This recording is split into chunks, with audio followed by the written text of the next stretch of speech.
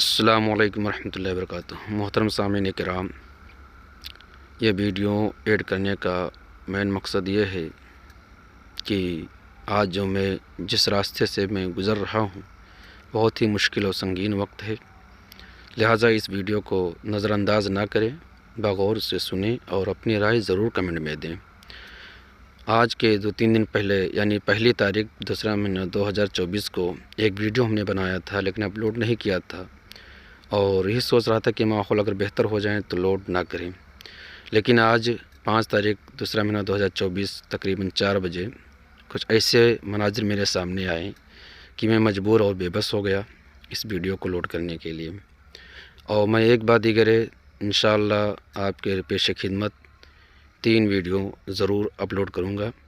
ان تینوں کو آپ حضرات سنیں گے اور سننے کے بعد اس پر اپنی رائے ضرور دیں گے۔ اور یہ ہے ویڈیو ایڈ کرنے سے شروع کرنے سے پہلے ایک اشعار کہنا میں سمجھتا ہوں کہ قتل ہونے سے کہاں تک ڈریں جب قاتلوں کے محلے میں گھر لے لیا ہے۔ عزیزان محترم، آج تقریباً 4 بجے میری اہلیہ محترمہ نے مجھے یہ دھمکی دی ہے کہ اب آپ کو یا تو مار ڈالیں گے یا خود مر جائیں گے، اور اگر مجھے گھر پر چھوڑے تو میں گھر پہ یا تو خود مر جاؤں گی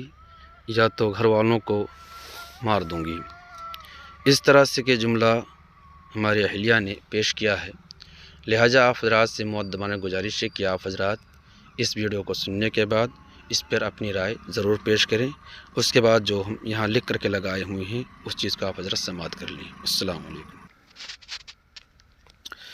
وفادار والدین کی اطاعت کریں یا نافرمان بیوی کی، مشورہ ضرور دیں۔ نحمد و نصلی علی رسول الکریم، اما بعد فاعوذ باللہ من الشیطان الرجیم،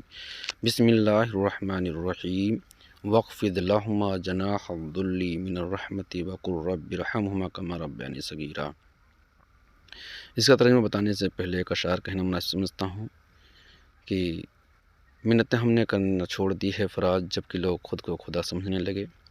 عزیزان محترم، جس آیت کریمہ کا ہم نے تلاوت کیا ہے اس کا ترجمہ یہ ہے، ان کے لیے عاجزی کا بازو بچھا نرم دلی سے اور عرض کی اے میرے رب تو ان دونوں پر رحم فرما کر جیسا کہ ان دونوں نے مجھے چھٹپن میں پالا یعنی بچپن میں پالا۔ عزیزان محترم، اس آیت کریمہ سے صاف ظاہر ہے کہ جب ماں باپ بڑھاپے کو پہنچ جائیں اور آپ جوان ہو جائیں تو ان کے لیے عاجزی کا بازو بچھائیں اور نرم لہجہ میں ان سے گفتگو کریں، کیونکہ ماں کا مقام یہ ہے کہ وہ جنت کی کنجی ہے اور باپ جنت کا دروازہ ہے، ورنہ دنیا تو تھوڑی سی حاصل کر سکتے ہو پر آخرت کو نہیں۔ لہٰذا اس وقت میری والدہ ماجدہ ہر طرح سے ٹینشن لے کر بیمار رہتی ہے، اور اس کے علاوہ فی الوقت گر گئی تھی تو ان کا ہاتھ بھی فریکچر ہو گیا تھا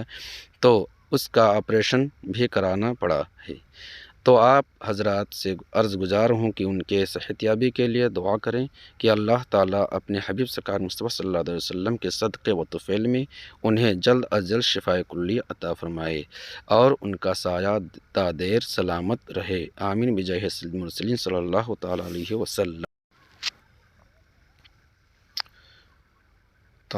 وسلم۔ اب مجھے کوئی بھی امید دکھ ہی نہیں رہی ہے کہ اگر میری روح ابھی پرواز کر جائے تو میرے مرقد کے لیے 2 گز زمین میں بھی کوئی خوشی سے سپرد خاک کرنا گوارا کریں گے، کیونکہ ایک زندہ جاگتا ثبوت ہے کہ جب میری شہزادی کا انتقال ہوا تو بے دخل کروانے والے اور کرنے والوں میں سے کوئی بھی کاندھا دینے کے لیے نہیں آیا، بلکہ ہمارے احباب میں سے نماز جنازہ میں ماشاءاللہ بہت سے لوگوں نے شرکت کیا، تو اب اس کے علاوہ اور کیا امید کریں، جبکہ ہمارے والدین ناراضگی کی بیسس پر نہیں آئے، اور ان کے والدین کیوں نہیں آئے ہمیں نہیں معلوم، اور اس اقوال پر غور و فکر کریں کہ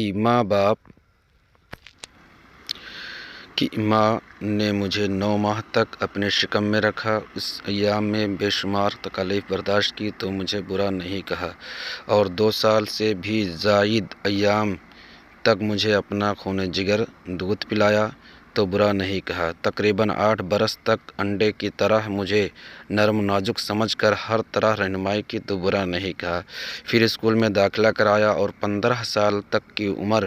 تک میری رہنمائی کی اور سارے حرکتوں کو مشاہدہ کیا تو برا نہیں کہا۔ اس کے بعد بہت ہی خوشی و شادمانی کے ساتھ دارالعلوم میں داخلہ کرایا کہ میرا لخت جگر عالم ہو جائے تاکہ میرے بڑھاپے میں مضبوط و مستحکم لاٹھی ہو جائے اور میرا خیال رکھے گا۔ قرآن و حدیث کے مطابق تو مجھے بہتر سمجھا، برا نہیں کہا۔ اس کے بعد ہائی اسکول اور کمپیوٹر ڈپلومہ کرایا تاکہ دینی اور دنیاوی دونوں ماحول اچھی طرح سمجھ جائے اور اپنی زندگی گزر بسر کرے تو برا نہیں کہا۔ کل ایام عمر 25 سال پوری ہوئی، لیکن کسی بھی وقت لفظ برا میرے لیے تصور بھی نہیں کیا۔ کردار و کیریئر میں اس کے بعد میرے دل کی تسکین کے لیے شریک حیات کو تلاشا اور اپنے بڑھاپے میں سہارا پانے کے لیے پیاری سی بہو تلاش کیا، یہاں تک کہ قرآن و حدیث کے مطابق میرے بتائے ہوئے قول پر عمل کیے کہ ایک غریب کی لڑکی اگر مل جائے تو بہتر ہوگا، وہ آپ کی بھی قدر کرے گی اور ہمارے حکم کی تابع دار ہوگی کہ عام طور سے دنیا پرست والوں کی طرح نہیں ہوگی۔ المختصر میرا عقد ایک غریب خاندان کی لڑکی سے ہوئی 2-4 ماہ تک تو یہ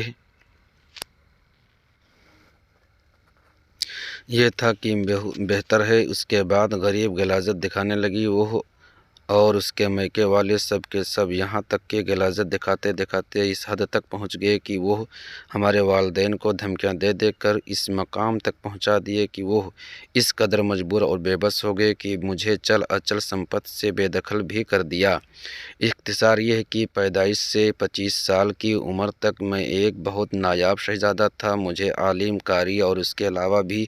علموں سے ہمیں آراستہ کیا اور شادی کے بعد میں اتنا برا اور خراب ہو گیا کہ یہ میرے سمجھ سے باہر ہے کہ غریب کی لڑکی سے شادی کرنا اتنا برا ہے یا میرا مقدر خراب ہے۔ لیکن میری تباہ زندگی و برباد زندگی ظالمہ صاحبہ حال ہی میں طعنہ زنی اور لعنت کن الفاظ پیش کرنے لگی کہ آپ کی بخشش کہاں ہوگی کہ آپ کی ماں باپ سے اتنا دور ہو، ان کو کچھ لیتے دیتے نہیں اور نہ ہی ان کی کوئی خدمت کرتے ہو، اور جب ہم نے یہ فیصلہ کیا کہ ٹھیک ہی کہہ رہی ہو تو چلو گھر جا کر والدین سے معافی طلب کر لیں، تو اس سے بھی گناہ کنارہ کش ہوئی اور کہا میرے پیچھے کیوں پڑے ہیں، گھر گھر کرتے رہتے ہیں، اور جانے سے صاف انکار کر دیا ہے۔ الرجال قوامون علی النساء، مرد افسر ہیں عورتوں پر، یعنی حاکم ہیں عورتوں پر۔ چند منٹ کے ویڈیو کو بھی دیکھ لیں اور مذکورہ باتوں کو مد نظر رکھتے ہوئے جو ہم نے فیصلہ کیا ہے اور اس کے بعد ہم نے قسم کھایا ہے اس کو ویڈیو میں دیکھ لیں۔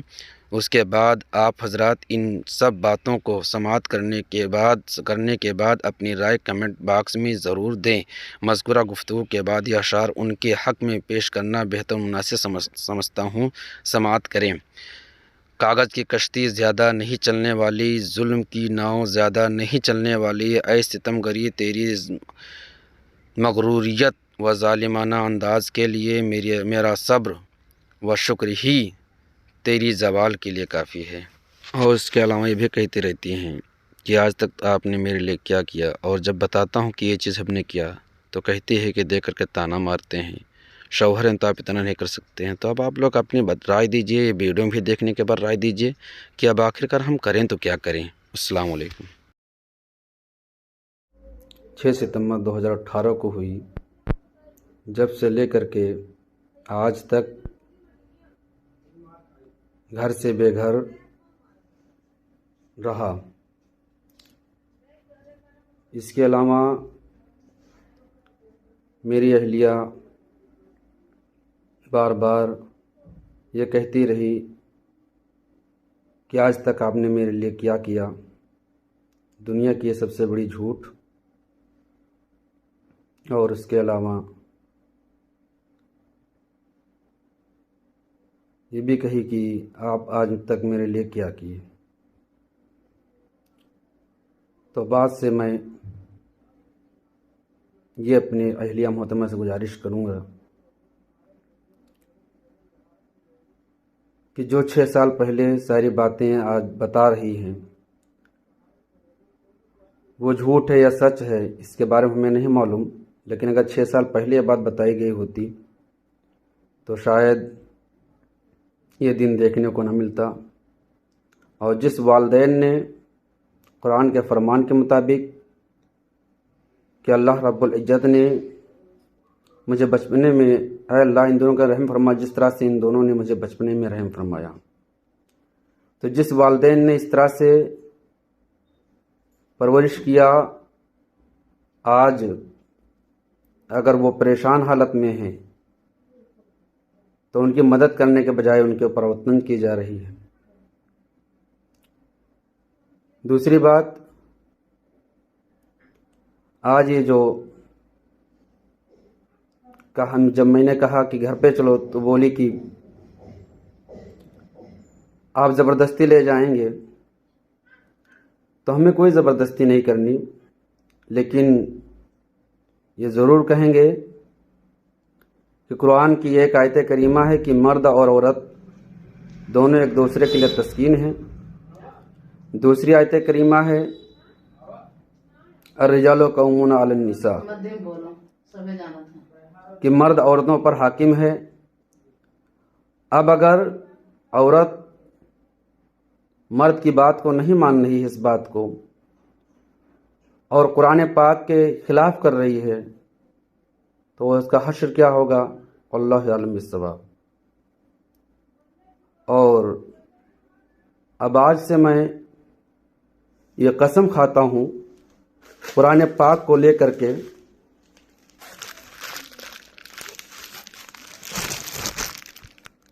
کہ یا تو یہ میرے گھر پہ جائیں گی تب ان کے ہاتھ کا بنا ہوا کھانا کھائیں گے، اور یا تو پھر اپنے گھر سے، ہمارے گھر سے جو ساز و سامان ان کا ہے جو بھی ہو، 1 روپے کی ہے 1 لاکھ کی ہے، وہ اپنے جگہ پر ہے، لیکن یہ وہاں سے لے آئیں تاکہ یہ ہمارے گھر والوں پر بار بار طنز نہ کریں کہ ہمارے والد صاحب کے دیے ہوئے سامان کو خراب کر دیے یا استعمال کر دیے یا ختم کر دیے۔ جو پرچہ ہے، پرچے پر جو دہیز لکھا گیا ہے وہ پورا دہیز وہاں سے اٹھوا لیں۔ یہی 2 شرط ہے، اور اگر اس پر اتفاق نہیں ہے تو پھر میرے اوپر کسی طرح سے کوئی ریکویسٹ یہ نہیں کر سکتی کہ کیا کروں، میرے شوہر ہیں اور میرے بنائے ہوئے کھانا نہیں کھاتے ہیں۔ اور یہ ٹائم ہم کل شام تک یعنی 2 فروری 2024 تک یہ فیصلہ کر لیں اور مجھے بتائیں۔ ان دونوں باتوں میں سے یا تو گھر پہ رہیں اور یا تو پھر وہاں سے ساز و سامان اپنا پورا اٹھوا لائیں۔ اور گھر پہ اگر رہنا ہے تو بیٹی بن کر کے رہنا ہے، ماں بن کر کے نہیں۔ اور اس کے بعد جو باتیں بیت چکی ان کو بالکل درگزر کریں،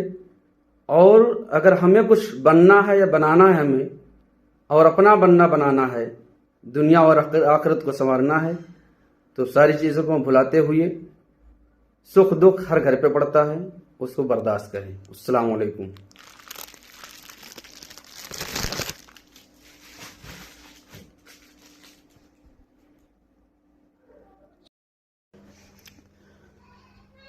السلام علیکم ورحمۃ اللہ وبرکاتہ۔